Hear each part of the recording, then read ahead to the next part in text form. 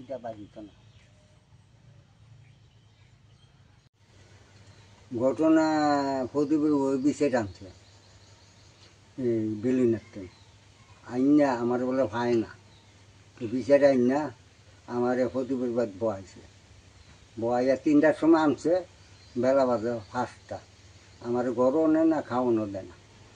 এরপরে আমি কিছু বাইরে বাদ যাবো গাছটা ফতেছি রাল সদাতে পারি আমরা তো মারতে মারতে বাইক আনছি বুঝলেন। প্রদীপ কর্মরা এই ঘুরে ফিরে খায়।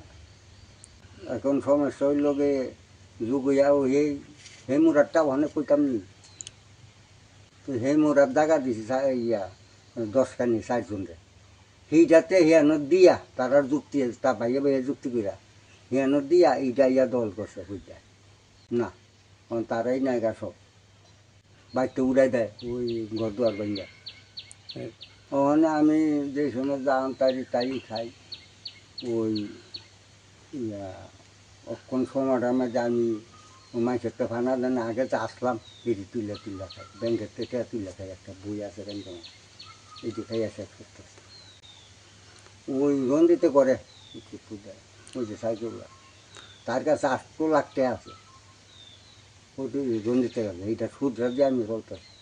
আমি চাইতাছি নিঃসন্ধানী থাকতারি, আমার ঝামেলা নাই।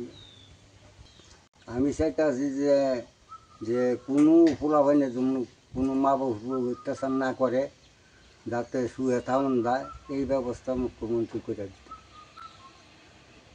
আমার নাম অনাথ কর্মকার, যে 2 নম্বর ওয়ার্ড পঞ্চম।